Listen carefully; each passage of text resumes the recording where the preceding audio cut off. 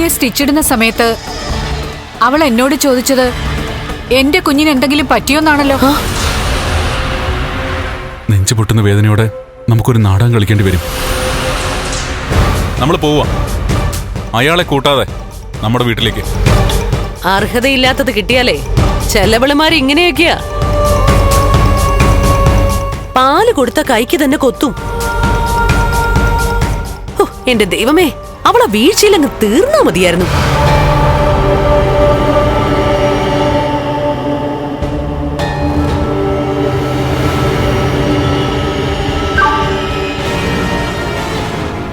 അനന്തുവിന്റെ message ആണല്ലോ. ഞങ്ങൾ എത്താറായി. വണ്ടി എടുക്കാം. ശരി. ഇപ്പോഴെന്തായി? ഭാർഗവി അമ്മ പറഞ്ഞതാ. പിന്നെ ഒരു ഹോസ്പിറ്റലിലേക്കും കൊണ്ടുപോകേണ്ട കാര്യമില്ല. ഇപ്പൊ എന്തായാലും ഡോക്ടർ വിധി എഴുതിയല്ലോ. കണ്ണനറിയാതെ ഇത് സംഭവിക്കില്ലെന്നാ ഞാൻ കരുതിയത്. എന്നാൽ ഇവിടെ അവനും അറിഞ്ഞില്ല എന്ന് പറയുമ്പോ അവള് കരുതിക്കൂട്ടി അവന്റെ ജീവനെടുത്തതാ. നേരത്തെ അച്ഛൻ പറഞ്ഞത് അവൾ അങ്ങനെയൊന്നും ചെയ്യത്തില്ലെന്നാണല്ലോ. അവൾ അതും ചെയ്യും, അതിനപ്പുറവും ചെയ്യും. കേറി വന്നില്ല. അതിനു മുമ്പേ കണ്ണനെ സ്വാധീനിച്ച് സ്വത്തുക്കളെല്ലാം അവള് കൈക്കലാക്കിയില്ലേ. അതൊക്കെ ഇത് മുന്നിൽ കണ്ടോണ്ട് തന്നെയാ.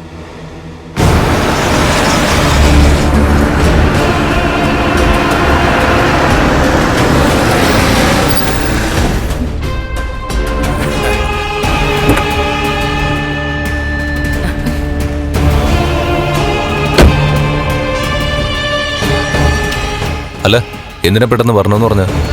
നിനക്കേ സന്തോഷമുള്ളൊരു വാർത്ത പറയാനാ. കമലേശ്വരം തറവാട്ടിലെ ഒരു കുഞ്ഞു പിറക്കാൻ പോകുന്നു. കരുണ വീണ്ടും പ്രഗ്നന്റ് ആയോ? കാരണയല്ലടാ, കാരണയില്ലാത്ത അവിടെ ചേച്ചിയാ പ്രഗ്നന്റ് ആയത്.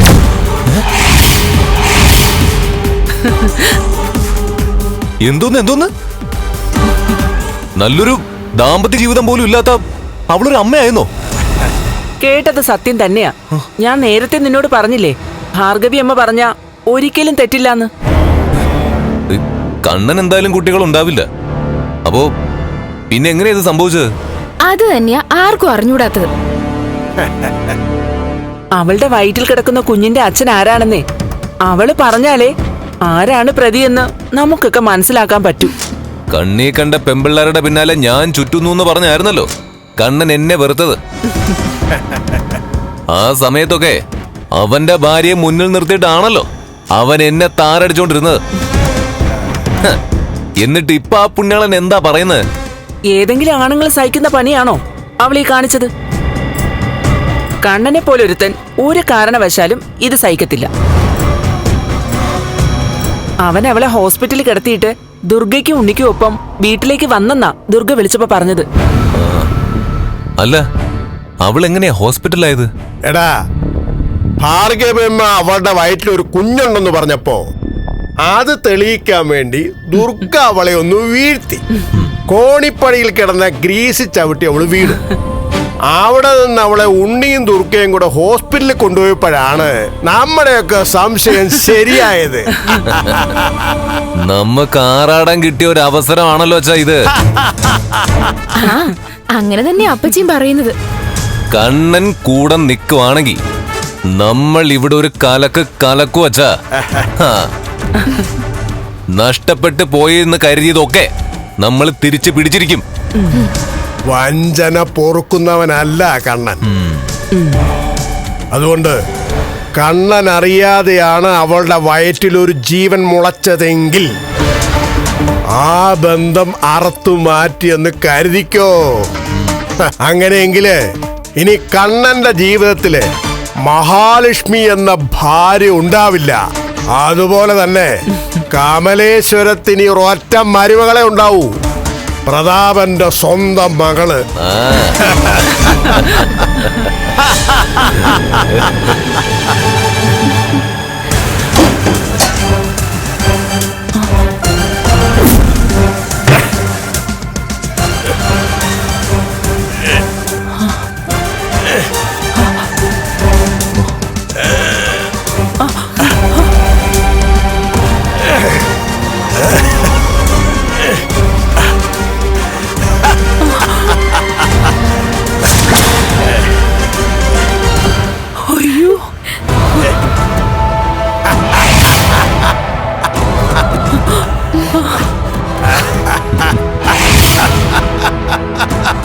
ആഹാ, അച്ഛൻ എഴുന്നേറ്റല്ലോ. എന്താന്നറിയത്തില്ല, മനസ്സിലൊരു സന്തോഷം പോലെ. അത് ശരി, ഇപ്പൊ തലയ്ക്ക് വെളിവുണ്ടായോ? ഇത്രയും ദിവസം പരാജയം മാത്രം രുചിച്ചതുകൊണ്ട് ഇനിയെന്നും നമ്മൾ ആഗ്രഹിക്കുന്നത് പോലെ വരില്ലെന്നായിരുന്നു ചിന്ത. അത് ദൈവമായിട്ട് തന്നെ മഹാലക്ഷ്മിയെ കണ്ണനെ വേർപിരിക്കാൻ ഒരു കാരണം ഉണ്ടാക്കിയ സ്ഥിതിക്ക് ഇനി അവളെ അവൻ ന്യായീകരിച്ചിട്ട് കാര്യമില്ല. പന്തിപ്പം നമ്മളുടെ ഭാഗത്താ മോനെ. ഇവിടെ ശക്തി കൊണ്ടല്ല, ബുദ്ധി കൊണ്ടൊരു കളി കളിച്ച ആ പന്ത് നിഷ്പ്രയാസം ഗോൾ പോസ്റ്റിലാക്കാൻ നിന്നെ കൊണ്ടു പറ്റും. ഒന്ന് പിടിക്കുമോളെ.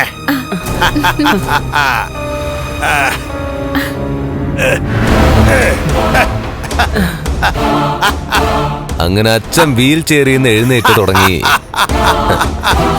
ഇനി മഹാലക്ഷ്മി എന്ന ഭാര്യയെ വിശ്വസിച്ചിട്ട് നമ്മളെയൊക്കെ തള്ളിക്കളഞ്ഞവൻ ജീവിതകാലം മുഴുവൻ വീൽ ചെയറിൽ തന്നെ ഇരിക്കട്ടെ. ഇനി അവന്റെ വീൽ ചെയർ തള്ളാൻ ഒരു മഹാലക്ഷ്മിയും അവന്റെ ജീവിതത്തിൽ ഉണ്ടാവരുത്. മോളെ, പതുക്കെ. പോട്ടെ.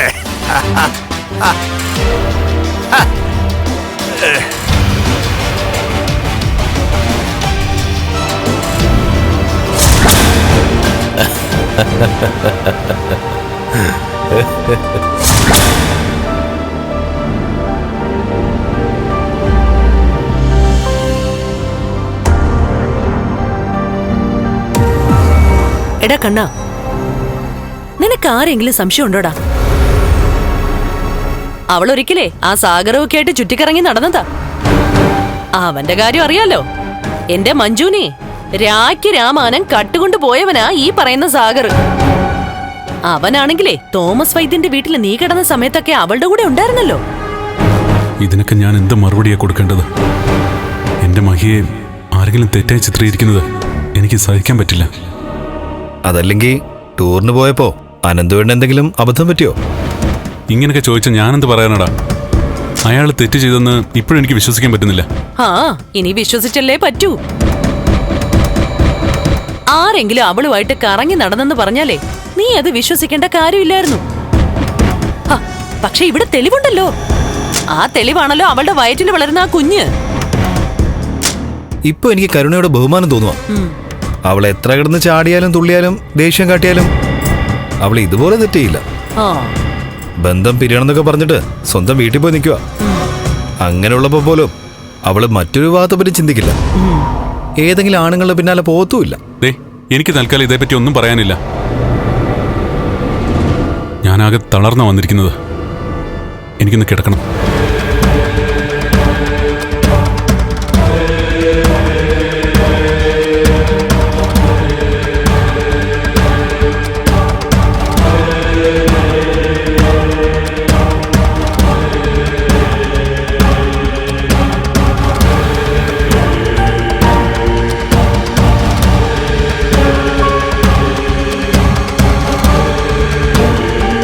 എടാ, അവൻ വഞ്ചന സഹിക്കുന്ന കൂട്ടത്തിലല്ലെങ്കിലും ആ വഴിതെറ്റിയവളുടെ കാര്യത്തിൽ ചിലപ്പോ മാറി ചിന്തിക്കുമെന്ന് പറയാൻ പറ്റില്ല.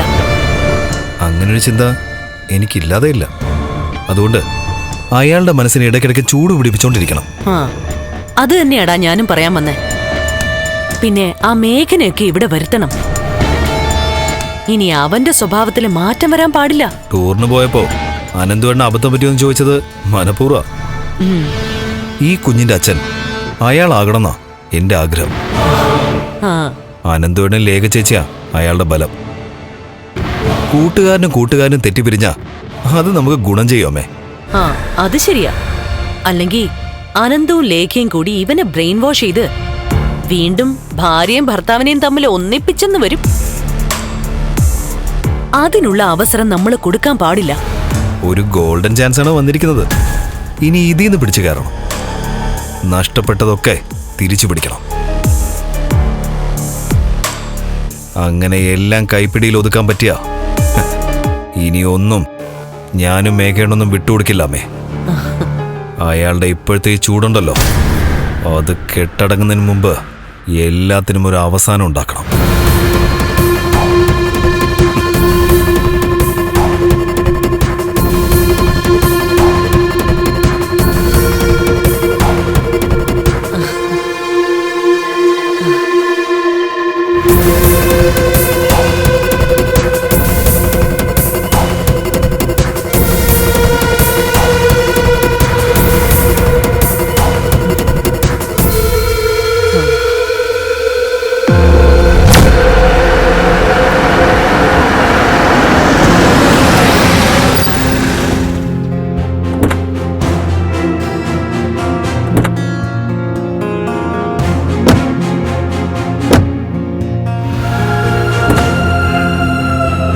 വാ മഹി.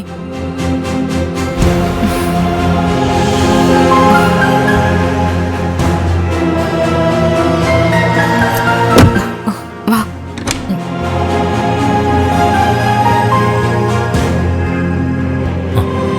അതെന്താ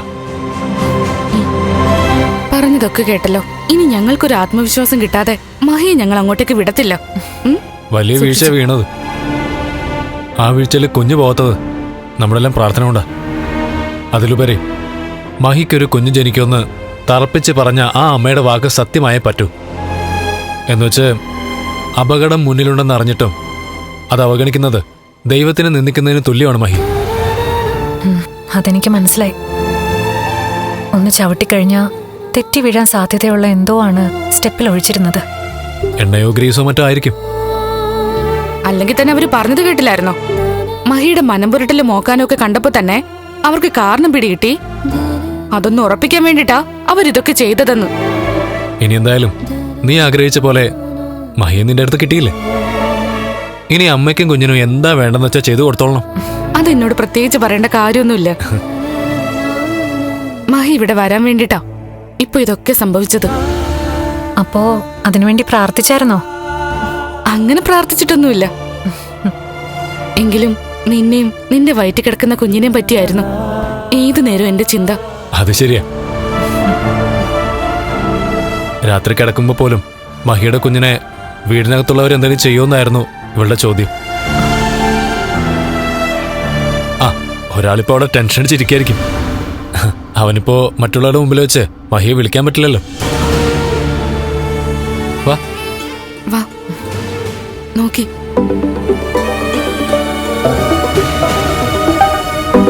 ആ ദേ പറയുന്ന ആവടത്തില്ല. ദേ വിളിക്കുന്നു.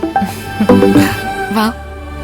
എടാ, മഹിയും കൊണ്ട് ഞങ്ങളിതാ ഇപ്പൊ വീട്ടിലെത്തിയുള്ളൂ. അതറിയാനാ ഞാൻ വിളിച്ചേ. ആ, ആളടുത്ത് തന്നെ ഇപ്പൊ ഉണ്ട്. ഞാൻ കൊടുക്കാം.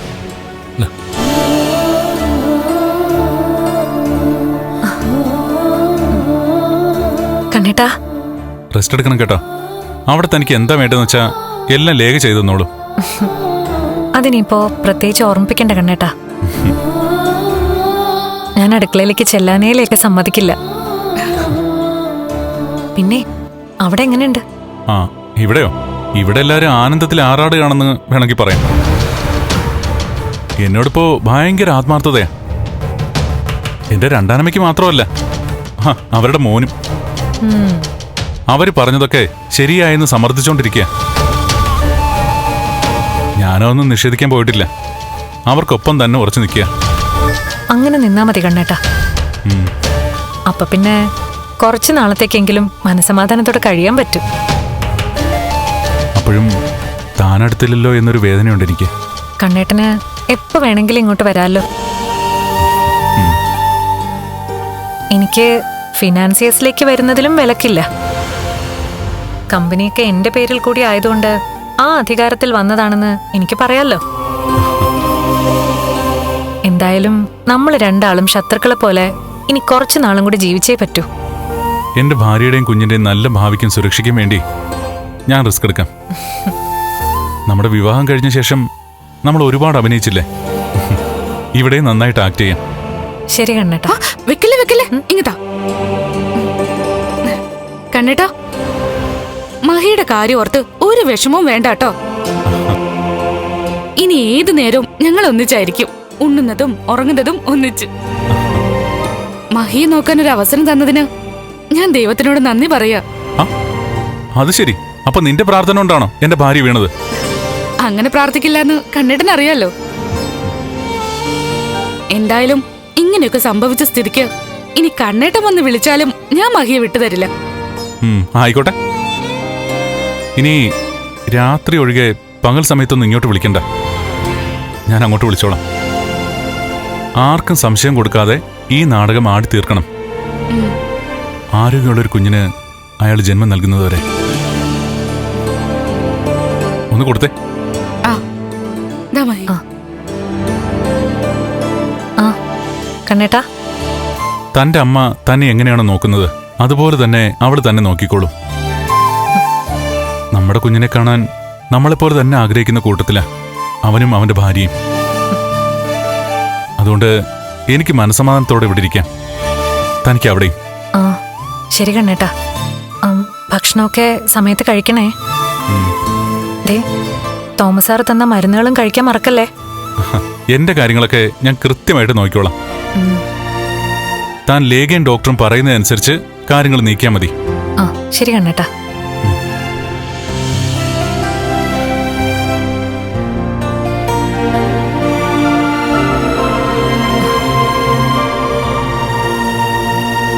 എന്തൊക്കെ പറഞ്ഞാലും ഭർത്താവിനെ വിളിച്ചിട്ട് മൊബൈൽ കട്ട് ചെയ്യുമ്പോൾ അറിയാതെ പോലും ഭാര്യയുടെ കണ്ണുകൾ നിറയുന്നുണ്ട്. അങ്ങനെയാണ് സ്നേഹമുള്ള ഭർത്താക്കന്മാരുടെ ഭാര്യമാര്. എന്നുവെച്ചാ എനിക്ക് സ്നേഹമില്ലെന്നാണ് നീ പറയുന്നത് അല്ലേ? നിങ്ങൾ തമ്മിലുള്ള സ്നേഹം തിരിച്ചറിയണമെങ്കിൽ നിങ്ങൾ രണ്ടിടത്ത് നിൽക്കണം. അങ്ങനെ നിന്നിട്ടുണ്ട് മഹി. ഇവളുടെ വീട്ടിൽ പോയി നിന്നിട്ടുണ്ട്. 2 ദിവസം കഴിയുമ്പോ എന്നെ കാണണമെന്ന് പറഞ്ഞ് ബഹളം വെക്കും.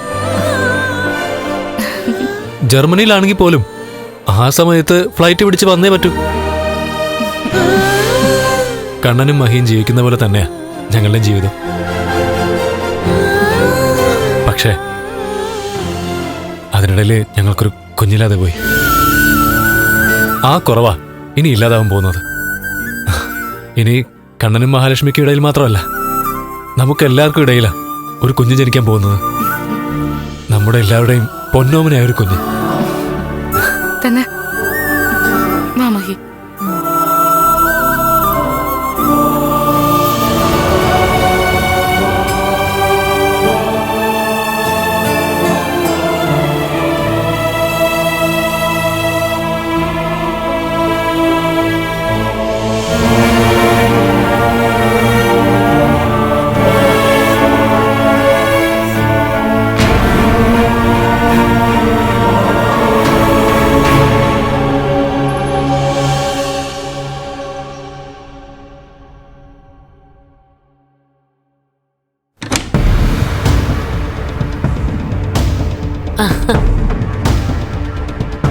എടാ, ഞാൻ ഫോണിലൂടെ ഈ വിവരം കരുണമോളോടും അവളുടെ മുത്തശ്ശിയോടൊന്നും പറയുന്നില്ല. നീ നേരിട്ട് പോയങ്ങ് പറയടാ. എന്നിട്ടേ അവളെ പോയി വിളിച്ചോണ്ട് ഇങ്ങോട്ട് വാടാ. അതിനാ ഞാൻ ഡ്രസ് ചെയ്യുന്നത്. എടാ, കണ്ണനും ലക്ഷ്മിയും തമ്മിലേ ഇനി ഏതായാലും ഒത്തുപോവില്ല. അതുകൊണ്ടേ അവര് വേർപിരിയാൻ പോവാണെന്ന് കാര്യമായിട്ടങ്ങ് പറഞ്ഞോ. ഒരു ചാൻസ് ഒത്തുകിട്ടിയമ്മേ.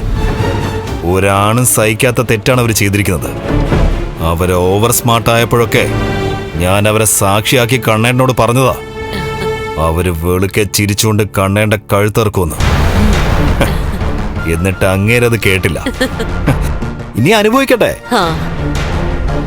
എടാ, അവള് വന്നതിന് ശേഷമേ അവന്റെ സ്വഭാവത്തിന് നല്ല മാറ്റമുണ്ട്. ഇനി വല്ലവന്റെയും കുട്ടിയെ അവൻ ചുമന്നോളാന്ന് തീരുമാനിക്കൂ. അത്രത്തോളം താഴേക്കൊന്നും അയാൾ പോയില്ല.